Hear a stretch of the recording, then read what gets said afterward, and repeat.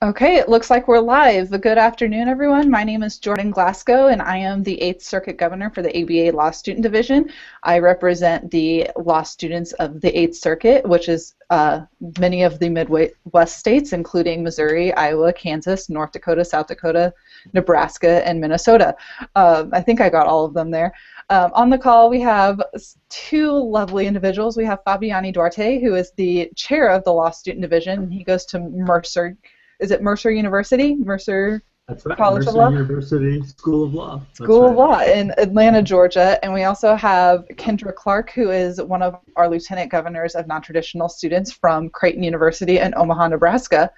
And so we just want this to kind of be a roundtable where students are able to kind of suggest ideas, and we can kind of have a good discussion about what we can do better for law students in general, and especially non-traditional students, because I have a sneaking suspicion that non-traditional students are comprised of underrepresented groups, primarily moms, so obviously women, parents, persons of color. There's an age aspect, obviously, in non-traditional students. So I want to make sure that we are accommodating those students and providing the same opportunities we're providing traditional students in law school. So with that, I first just want to talk about something that another entity is doing within the ABA that impacts non-traditional law students, and that's a resolution that is hopefully being proposed to the ABA House of Delegates, which is the legislative body of the ABA, during our mid-year meeting in February. So the section on civil rights and social justice will be submitting a resolution to require law schools to provide accommodations for pregnant students during law school. Some schools have accommodations in place, but others do not. And kind of the rationale behind that, what has been said, is that it's your choice to get pregnant, which many people kind of have issue with. And so we're still drafting in the early stages, but we would love to hear what others have to say. We're potentially looking at kind of accommodations that would be similar to accommodations if you were to have surgery, in terms of absence policies and other things. We have some big supporters within the resolution process right now. It's being done through, it's kind of being headed by students at American University in Washington, D.C., but it will obviously be something that law students in general could all benefit from. So keep an eye out for that, and I'm sure I will probably provide provide information on it as we get more.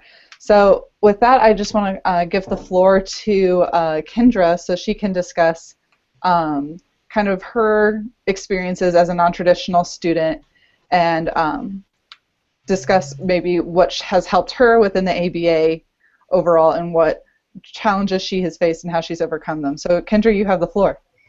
Okay, sorry, I pulled my mic up because I'm having microphone issues here.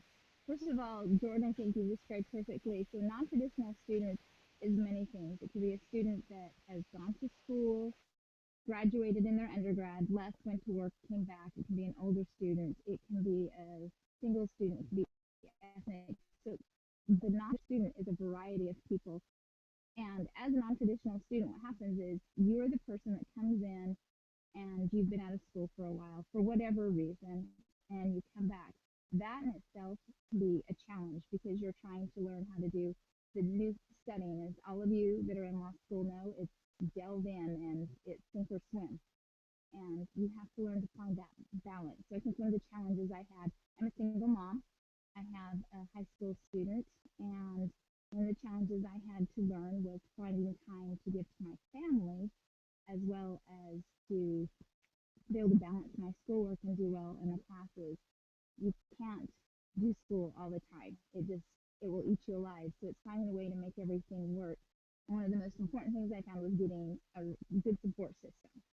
So if you can go out for your church, your community, even at school, we have a gal who the other day is also a single mom. She Facebooked because she's going to go on a rural bus tour that our school is doing, and she needs someone to watch her son. So she threw out to our class with a private group, hey, I need someone to help. So if you can develop those different things, it'll work. Now, as far as the ABA, and the things that I've gained from that has been actually quite tremendous. One of the things I got from the ABA was through competitions. I competed in the regional negotiations competition, the client counseling competition. I've also got the litigation and the moot court coming up. All of these competitions have helped me become a better student because it's helped refine my skills and give me a direction. It's also helped as far as it goes with interviewing. When I went out looking for jobs, the fact that I actually competed in these competitions caught my employer's eyes, and they were like, "Tell me a little bit about this," and it helped in obtaining the jobs. The ABA has dental insurance, so I don't know about you guys, but we get medical insurance at the school, but we do not get dental insurance, so you can get that through the ABA. And I use actually a lot of the stuff on the ABA site all the time for work and school. It has study tips. It has things that I can use for helping me with discovery, litigation, writing tips. It has a plethora of information. Of course, there's the magazine, which gives you a good introduction into the professional life of an attorney. And Jordan looks like she may have disappeared here for just a minute. Right. So I'll go ahead and pick it up. It looks like Jordan is fixing some things with her computer. So that's great. I think that's absolutely fabulous. Today I was actually at the State Bar of Georgia talking about non-traditional students as well, and how much of an asset they offer to fields because of their experience. For example, in the public defender's office they really look to invite individuals who can offer experience in counseling, right? Sometimes someone who has lived a little bit more and has a family and has had a job outside of law school can sometimes connect a lot more effectively with some of the defendants that they work with, and so that's such an important thing to be able to market. It's so useful, um, specifically with public defenders' offices around the country. It's interesting to see how a lot of them are reinventing themselves to to cater to not just defending people in court, but also the what happens afterwards, the rehabilitation piece. How can these individuals become contributing members of the community? And the facility of a non-traditional student, someone who has experience like Kendra or others, truly makes that bridge a lot easier in many cases to be able to connect and not just serve but understand the clients at a different level that somebody who might be significantly younger or in a different point in their lives might not be able to create an effective link with. Does that make sense, Kendra? Yeah, Fabiana, one of the things that you said that you talked about the ABA and financial, the two things I noticed that I discovered. One was that the ABA annual this year, which all students were invited to, had the opportunity to meet quite a few professionals. Those professionals were actually able to give me advice on the steps taking towards starting my career as a law student and as a non-traditional student, and to give me insight that I wouldn't have known otherwise. You can also get that same thing from your professors at school. They'll have a little bit of a different viewpoint on it because they're professors and the educational aspect, but they have a lot of professionals that they are in contact with. So that ABA annual conference was absolutely phenomenal for giving you the real life experience to go to. I recommend if any student can go to the semi or to the annual to go to this upcoming year, because just that contact and the mentoring and the CLE classes that you can completely start to prepare you in the steps further out from law school. Um, Sorry for falling off there. My computer had some technical difficulties. I want to remind people that we're having some audio issues, so if you just turn up your volume, you should be able to hear everyone. We have sound on our end, so hopefully you have sound on your end. So it looks like we have Nicole on the call now. Hello, Nicole. Finally, can you hear me? Yeah, I can hear you just fine. Okay. Yeah, and so Nicole Thane is also one of our lieutenant governors of non-traditional students, and she goes to the University of Missouri, Kansas City. She's one of my classmates. So has Nicole had the chance to talk about her experiences as a non-traditional student? No, I just got here. Okay, so why don't you fill us in on your experiences and how the ABA has helped you a little bit? Oh, well, my experience, I mean, I had to drop everything in my job of 13 years and my two jobs, actually, that I had, and go to law school. So that was a big decision for me. Had I known ahead of time that I had to quit my jobs, I may not have done it, but I'm glad I did.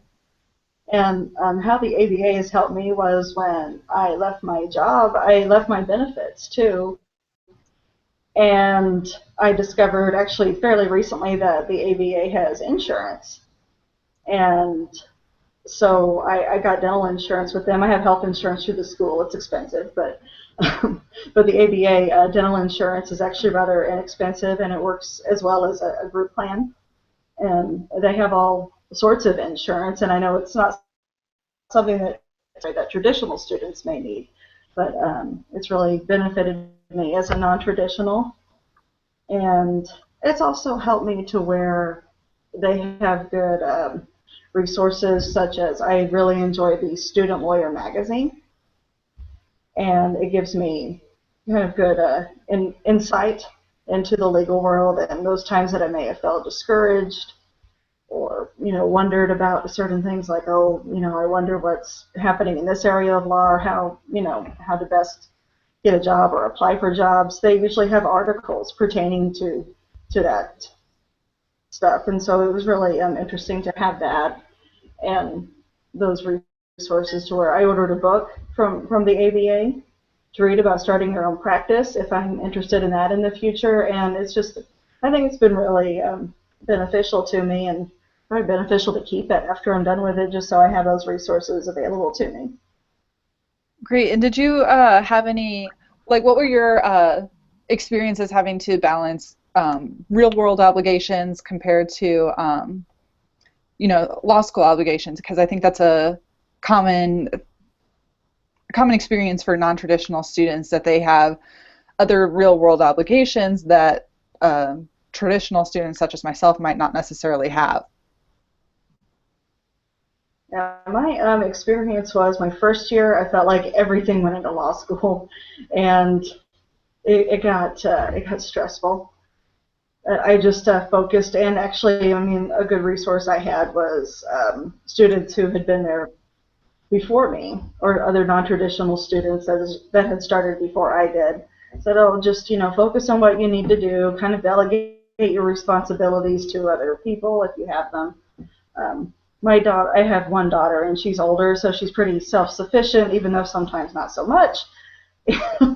So sometimes balancing her needs and mine are a challenge, but it's just a matter of prioritizing and seeing if you have those resources that can help, such as other family members, or if you just have to tell somebody, look, you can make your own dinner. I have to do this right now. So, and just trying to stay focused on why am I here, and just keep the end in mind in doing everything. Absolutely. Just day by day. Right. So, Fabi, what experiences have you kind of noticed with non-traditional students in your role as chair? Right, I was just talking about one earlier when you stepped away for a sec. I think one of the ones that I think is most interesting, and hopefully you guys can hear me all right, is when we are in schools, when we look at the composition of our schools, it's really awesome to see how many individuals are reinventing themselves in law school from careers that have already that they've already exploited and learned from. And so it's something that adds not just a lot of richness to the community, but just a lot of wisdom into classroom discussion. It's something that so many younger law students who transition immediately from undergrad to law school really get to benefit from this world wisdom that exists from balancing family, being a taxpayer, understanding what it means to actually work out there in the world. What are some of these consumer protection laws that we're talking about that they've experienced out in the real world? So I would say that it's something that we need to keep encouraging law students to really make a premium effort on recruiting non-traditional students because of the richness they add to our communities, not just because of diversity, but because of knowledge and expertise in other realms. So I think that's something huge there. And I think you're muted, Jordan. Sorry, that was my fault. It seems like Kendra had a comment to add to that as well with balancing family obligations. I did. One of the things that I found was the most valuable as a non-traditional student in balancing all this is to get a set schedule. So that means getting up early. It doesn't mean getting up later. And I know none of us probably like to get up at 5 o'clock in the morning, but that's one of the things that I did is I said, okay, I'm going to get up at 5 in the morning, get out the door by 5:30, 6 o'clock, go to school, take the time to study so that having a child at home, I was able to come home earlier in the afternoon. I spent the couple of hours that I needed to either going to concerts or soccer practices or whatever, doing the mom thing, going back and forth, getting the dinner, and then going back to doing the studying and having to balance that. And I know it's not easy because it wasn't, because of course every professor never throws a curveball in there and gives an extra assignment or anything like that. But it helps you get through a little bit easier if you have those set schedules and say, I'm done. This is as much as I can do for today, and I'll get the rest tomorrow. Because you do need to just be able to put it down and say, that's all I can do. That helps with the balance. And I found that that was very valuable. One thing that I wasn't able to do the first 2 years that if anyone can do, I would recommend is to go to the gym. I had to make choices as a non-traditional student and being a mom that a lot of people will find that they may have to do. And I had to choose of either going to the gym or spending time with my daughter and going to her soccer games or her choir concerts or going to meet with her high school teachers for parent-teacher conference. I made those choices, but my last year of law school, now I have a schedule that allows me to go to the gym, and I really wish I could have gone other times. So you may have to give it up, but if you don't, I'm going to always say put a little bit of that extra going out and doing something for you for just a little bit. It helps make all the difference in the world. And I would add another thing. Maybe your law schools offer this already. Something that we found is successful at other law schools is they develop something called OWLs, Older, Wiser Law Students Societies, and basically it's the idea of embracing the idea of your non-traditional qualities and coming together, and just like a Hispanic Law Student Association or a Black Law Student Association or the Student Bar Association. They host events to kind of not just build rapport with other students, but also to serve as a resource for themselves to do what we're doing right now, but on a weekly or bi-weekly basis, right? Just like any other club would. So I would encourage organizations and schools to think about founding an OWLS, an older, wiser law student contingent, so that you can gather together and pool those efforts, and also kind of bridge whatever divide there might be between the more traditional law student population and yours. And we have somebody to say something about OWLS. Go ahead.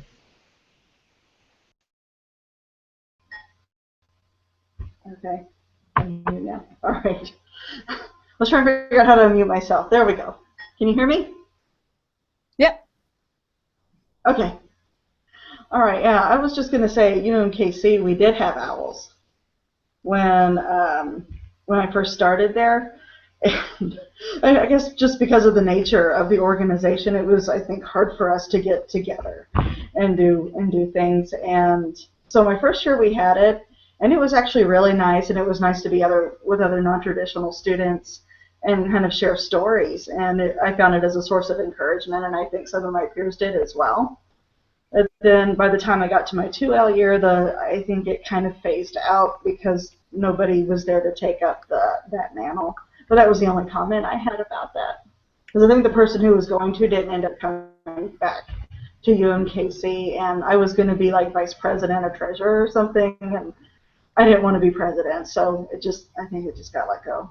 That's all I have about that. Okay. Yeah, I think OWLS is a really great resource for students on campus. I think with every individual in a law school, there's a definite need for support, and I think OWLS is a great way for non-traditional students to kind of gain that support because, like Fabi said, you're dealing with students who know what it's like to have children or to be coming back into school after spending years in the workforce, because that is a completely different experience than myself. I'm 23 and I went straight through school. I mean, I haven't stopped since kindergarten, so that's obviously a different experience, and I have different values and priorities compared to my colleagues. So I would definitely recommend OWLS, and hopefully we can maybe get that started back up at UMKC. I do want to remind everyone that we have a question and answer panel on the right side of the screen, and we would love to hear from you specifically about what resources you would like to see specifically in the ABA. Is that maybe a directory of childcare resources or a toolkit about how to succeed in your first year as a non-traditional student, or even maybe how to balance being a part-time student, because many non-traditional students kind of phase into law school as part-time students. So feel free to add your questions and comments to that column on the side. But something that I kind of want to ask our non-traditional students is what kind of surprised you about coming into law school that you weren't expecting as a non-traditional student?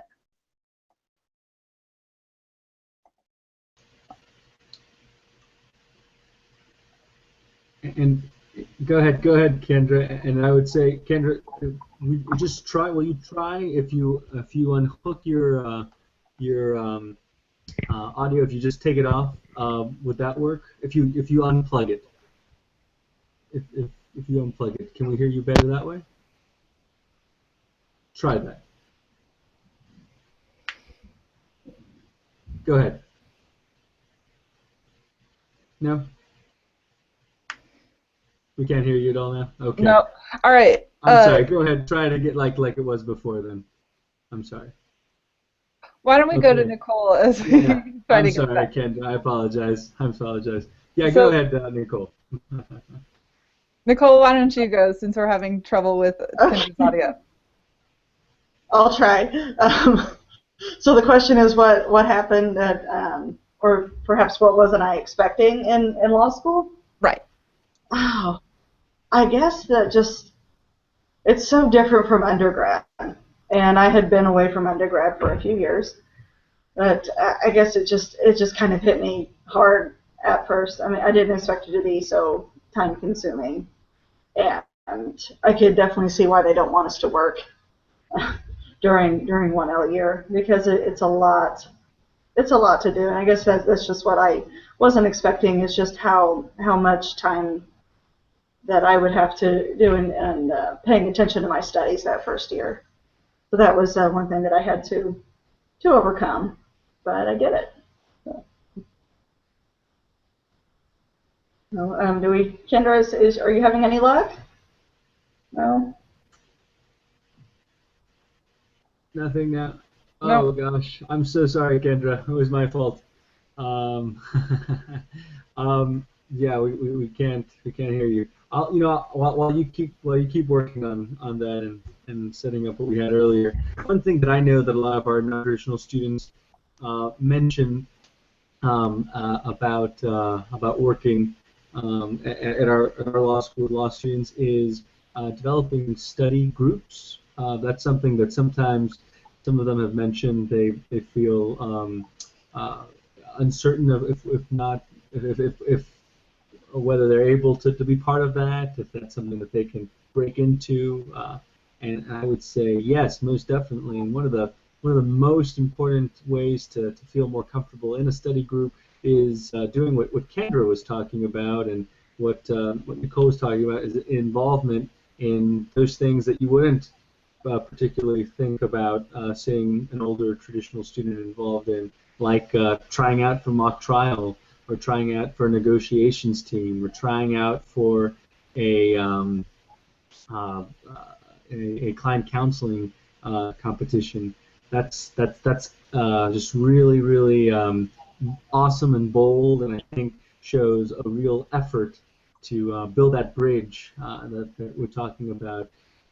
So once someone sees a fellow comrade who is struggling through a competition, or in a library study group, or in a library studying, um, they're much more willing to see the commonality and reaching out and bringing you to be part of a study group, or if they know you from a club or an organization. So I would highly recommend that type of immersive involvement because it just it shows a real desire for engagement, and sticking around. One of the most fun things that some of our non-traditional students do at Mercer Law is they go out with us sometimes. They bring their animals to pet days. They just embrace every aspect. They don't act like they're non-traditional, right? They are part of our community as much as their time and family commitments allow. And I think that involvement is something that we all recognize and respect, and makes them more accessible to us, and makes us more accessible to them, because they're they're so easy to talk to and approachable. So I would just follow Kendra's lead and Nicole's in that. Yeah, Okay. it looks like we have kind of a discussion from Wendy Halting, I think is how you say it. I'm sorry if I completely butchered your name. She mentioned that one of the things that surprised her about law school is was being surprised at some of the younger students' maturity levels, which I think is something that oftentimes non-traditional students might experience, because after all, many students that are coming straight into law school are 22, whereas older as some more traditional students are, maybe 30, 35. So, Nicole, are you able to touch on that surprise? Yeah, it was. Oh, am I on? Yep.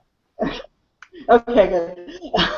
Yeah, it was something that I thought about after I gave my answer, and I thought, well, I don't want to go there with it because it'll sound kind of negative if I say, well, I was just surprised at how much what they say junior high is what it could be. That's what I heard a lot, and one year was that people would say, God, that's like junior high, and just a little bit of that. And I'm not saying that all traditional students are that way at all, and I didn't want to come off that way, but yeah, I mean, it's kind of a difference in maturity level. And one of the frustrations that I heard in Owls when we had that my 1L year was that, oh my gosh, how can these people go out and drink every weekend and still get the grades that they do, and it just kind of beating their head against the wall in frustration about that, because it's just different.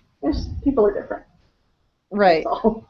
So, I guess my question then is how you kind of adjust to that, and do you have friends that are more traditional students? Does that work for you? Oh, I do. I do, and actually, I've gone out on occasion with my traditional law student friends, and I think it's like Fabian. Is that your name? Sorry, I don't want to butcher your name. You can call me Fabio. Like, Yeah, that's it. it's just a matter of participating and talking to people, and I'm not that good at talking to people, but but yeah, I mean, I do have traditional student friends, and just doing things and getting to know them. And I've noticed and now that I'm a 3L, I'm just in admiration of how far we've all come, and I'm just so honored to be graduate, corny and cheesy, but with everybody in our class. I just think we've all come through this together, and no matter our maturity level to begin with, I mean, we will all be class of 2016, and I think it's awesome. So that's just, my little sentiment for that. That's a great positive spin. I like it. So Kendra, we're discussing the different maturity levels between traditional students and non-traditional students, and how you were coping with that. If you wanted to add anything. Can you hear me now? That's awesome. Yeah. Oh, yay! Okay, the different maturity levels. I think that sometimes there's probably not a lot of difference. Maybe I'm just too young for my age, and I get along with everybody pretty well. I think one of the things is I can't go out as often as my younger counterparts. They get to go out and have those Friday nights, and I have to go out and be mom, which I love and have a great time doing, and then they fill me in on what they are doing. But when we go hang out, we might go bowling or do something like that. It's not a lot of difference there. The maturity level part that I think that I could bring is the part that the coping better. When it comes time for exams, I remember watching my younger classmates really have kind of some mental breakdowns and anxiety where, you have that anxiety, but I was able to go, oh, hey, I'm going to be okay, because I've experienced many deadlines where I had to work, 24, 48 hours trying to get something in, and so I was used to that push come to shove deal where I know how to meet deadlines. This is new for them, and I know that, for some of us it felt like the end all of end alls, but being a non-traditional student, I knew it wasn't the end of the world, that this too will pass and that I'll be able to go on and do other things. So that I probably have a little bit better. And then of course I understand where they're coming from. I have one daughter that's the same age as some of my classmates, and so I kind of get, oh yeah, I know what's going on in their lives because I have a daughter that age, and then I have a teenage daughter, and at least I hope I do. But the nice part that I've noticed is there's not a lot of difference. Most of my classmates have treated me the same. They didn't really know that I had a daughter their age until this year. They knew I had a 16-year-old, but and so if you don't want it to be there, you don't have to have that separation of I'm a non-traditional student and you're a traditional student. In fact, my classmates always want to know how my daughter's doing. Oh, how'd she do at her game? And oh, she's going to be doing this for homecoming. And I'm sure everybody else's school is very the same. You have a family that you've become, and it will be heartbreaking at some point when everybody graduates and goes their separate ways. Right. And I think some of that deals with just the Midwestern culture that we have of being very cordial and polite, I guess you could say, because I think two of my best friends in law school are actually both over 10 years older than I am, and so I think it's, like you said, if you just kind of ignore the distinction, it really helps a lot. So Nicole had something to add on that. Nicole, if you want to go, you're on. I did. A little bit. I kind of lost my train of thought. I'm good on that. Yeah. I do have people ask me how my daughter is as well. She's 18, and some of her drama. But I mean, there was something that Kendra said, and I'm trying to think of what it was that really that I was like, yeah, that's true. I think it was about the it was the study habits, and I got to admit, I found myself a bit stressed out about that. But then I remembered, hey, I've done harder things than this before, and I've definitely been through harder. I mean, law school, as tough as it is, I've been through more trying times than that. And so when I think of that, it really puts things into perspective. Like, hey, I can do this. And so there was that, and I remember sitting in a class one day thinking too. I don't know, for some reason I was thinking about competition and how competitive things are. And I thought, wait a minute, I'm not here to compete with people. I'm just here to be who I am and to accomplish the goals I set out to do. I'm not here to get caught up in all of this. And it's just a matter of taking things into perspective and remembering why you're there. And that, what, I mean, if you're non-traditional, like I'm non-traditional, you've been down tougher things before. So that's all. Great. Great. Oh goodness, I have feedback. So one of the questions I wanted to ask you guys is, what was something that you wish your school provided you that you didn't necessarily get as a non-traditional student? Was it resources on, I mean, I know both of you have older children, but I know some people have always said, I really wish my school provided a list of nearby daycares or things along those lines. So was there anything at your school that you kind of wish, looking back, that you would have had at the beginning?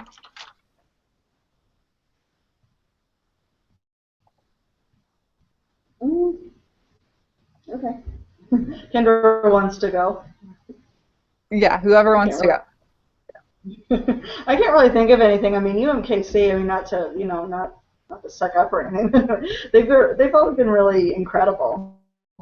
As we have Adela there for us as moral support, and usually if I had a question or anything, I would go to her, go to my resources, and I can't really think of anything I wanted for. I can add what I wish the schools, and I don't know that every school does this, is I came here, I had to move to the Midwest. I had 3 weeks to get here. My school was very helpful in that place. I didn't even see Omaha. They knew I had a daughter, so they kind of put me in the right place for her schooling and housing, and that was very helpful. But then I got here and I didn't know anything, and I'm pretty self-sufficient. And very independent and a little bit stubborn. One of the resources that I actually had to learn from other students, and as humbling as it is I had to get on food stamps, but I waited till December when I was completely out of money. I wish I'd known that that was accessible, knowing that, yeah, and I know that that's a hard thing to talk about for some people. It is for me. It's sometimes embarrassing, but it's what feeds me and my daughter, because that first year you can't work. And nobody told me how to go through that process. It was other students, luckily, that I found out, oh, they're on this too, and they kept going, you need to get on this, you need to get the medical, you need to have this, and so there's the Medicaid also.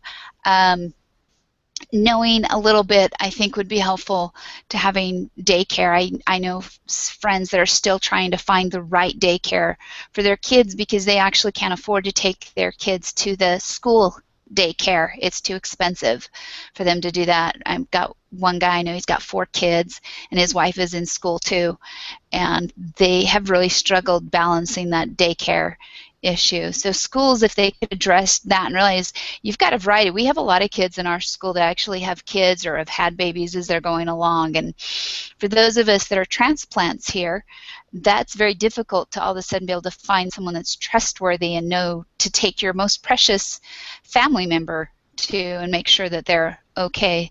So that was difficult. On the plus side, the school has been very good at helping me find a job, at giving me the resources I need, and giving me some direction as a non-traditional student. I don't know if anyone else has discovered this as a non-traditional student, but there is a little bit of discrimination at times when you go out for your interviews and they find out that you're older. Some I had actually blatant in my interviews, asking me my age. Some of them were, which, they're not allowed to, but whatever, it happens. No.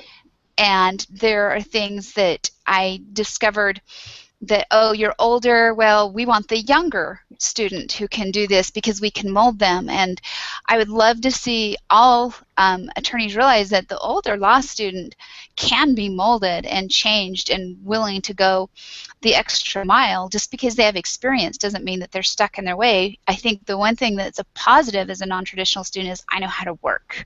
I'm not that a traditional student does, I believe they do, but I know how to work. I've worked those hours, and so I'm willing to give forth every effort I have, and so that gets missed out. So there's a little bit of discrimination there, but my school was very good about, helping us find the right fit that worked with who we are and to go around that discrimination and make it a positive. So, always plus and minuses.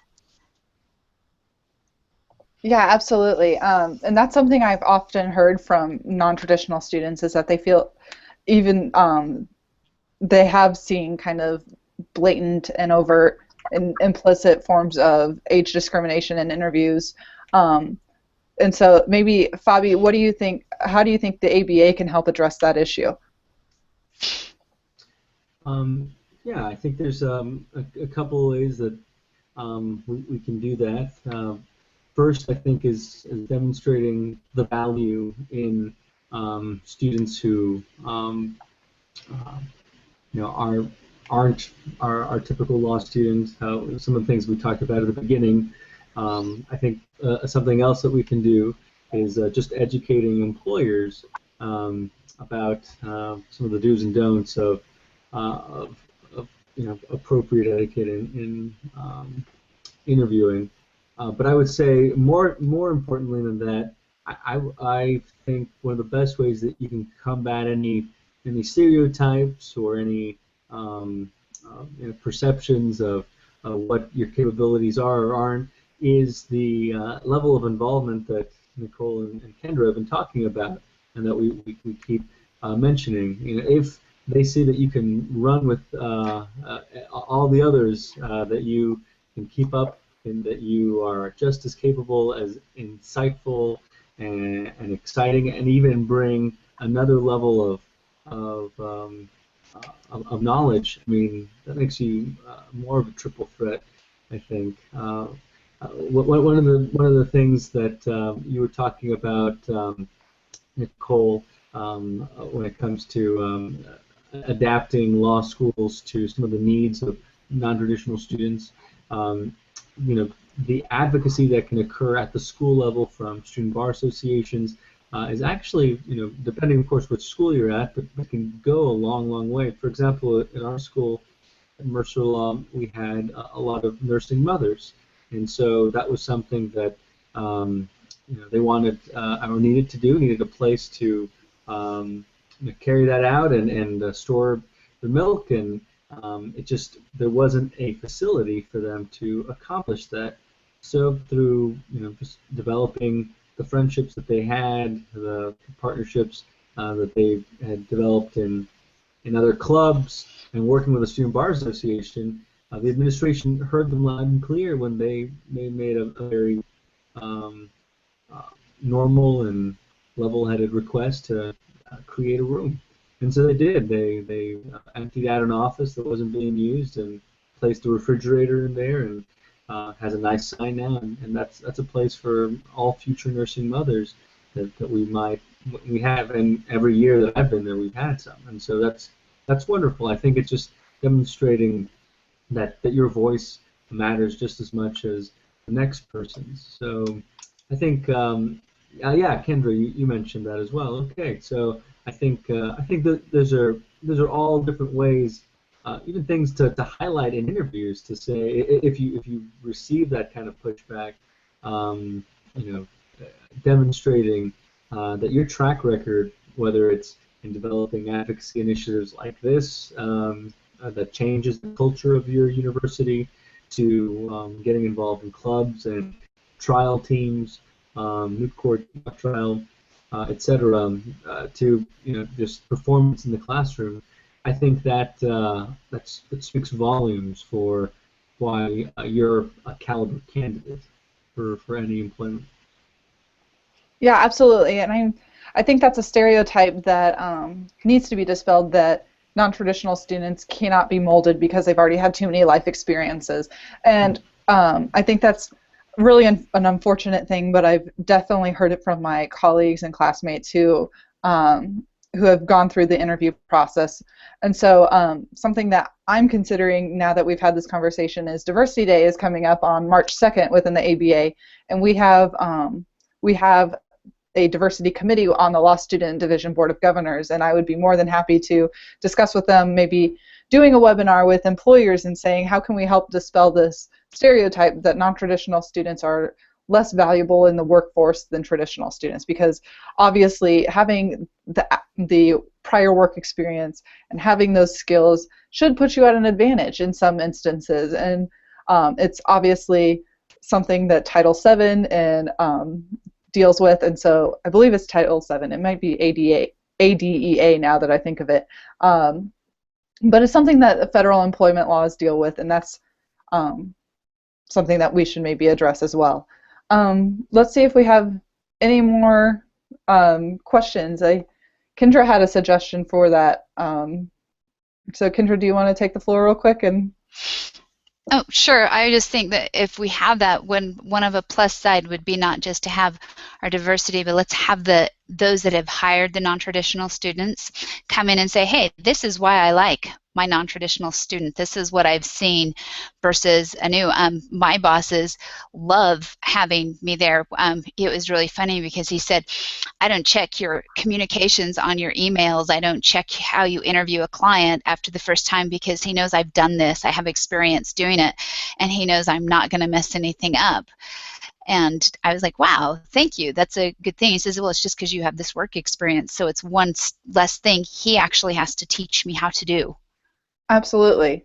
Absolutely. So we're about running up on our 1 hour limit, so I want to see if anyone has any final questions before we call it. So if you're viewing, be sure to type in your questions in our right-hand panel on the screen, or on the Google Plus event page as well. If you have any questions about non-traditional students and resources that we can maybe provide, we would love to hear your suggestions on how we can help you be a better law student and be more successful in law school. Okay, Fabi, you have something? Yeah, I'll add one more thing. If there are some items or issues that you experience at your law school that you think should merit some addressing, please let your ABA reps know, or your lieutenant governors or governors in the ABA, because believe it or not, as the standard setting body of our profession, we can make an impact there, and we can develop resolutions and advocacy features that can change things in law schools. So let us know if there's everything from the initiative that Jordan was talking about in the beginning, to nursing mothers that we were just talking about, to interviewing facilities, things like that. That's something that I really encourage you to let us know. Visit our website, the American Bar Association Law Student Division's website, because we carry credibility that can really impact the profession, especially since we're especially poised in the training ground of our law school. So please do that. Please reach out if you have any thoughts of things that need addressing at that high policy setting level, and we'd be happy to work with you on that, because that's our job. Right, absolutely. And there at the bottom of your screen, you'll see the link to the 8th Circuit webpage, and it's ambar.org/LSD 8th Circuit, and there you'll be able to get in contact with me and be able to get in contact with me and let me know what you need, because we are in this position to help serve law students and help better provide resources. And so the best way to do that is to hear directly from you. So feel free to email me, feel free to like this Google Plus page that I'm using for these webinars, or I'm not really sure what the, I think it's Join My Circle. I can't keep up with all the social media jargon. But feel free to reach out in any way you can. Reach out to your ABA representatives that are always at your school and serve with your SBA presidents. Those individuals also can get directly in contact with Fabiani and I. So we are here for you, and we want to make sure that we provide the best experience possible for you. So with that, we'll check the questions one more time and see if we have any more. It looks like we don't. So with that, I think we can wrap up. Does anyone have any final statements before we leave? Kendra? Now, I'd say if they do have any comments, do exactly that, or come in and turn to your other non-traditional older students, your 2Ls, your 3Ls, form a group, learn for that, and find that support system as you go through. That's the biggest thing that's going to help you get through law school, is developing a support system. Great. Nicole? Yeah, I definitely second that. Yeah, I second that. Reaching out to those other non-traditional students really helps. It really keeps you going. Perfect. Absolutely. Well, Absolutely. Yes, and I would add another thing, something that I think can really assist in that journey is twofold. One, we're going to be having more webcasts like this, not just ones that Jordan is going to be hosting, but that the ABA hosts, and many of them are free for law students, traditional or non. So that's a great thing. This month, the Law Student Division is also launching a podcast. It's the ABA Law Student Podcast, where we talk about how you can use your law degree in unconventional ways, how the public service loan forgiveness is something that really impacts all law students who are seeking to become public defenders or assistant district attorneys or work in legal aid. So anyway, there's lots of resources, is my point, from webinars to podcasts to the website, Facebook, Twitter. Make sure you friend or you tweet you like the ABA Law Student Division Twitter handle. It's at ABA LSD, and you can see all kinds of really useful articles and guides that can help you on your journey, regardless of what kind of law student you are.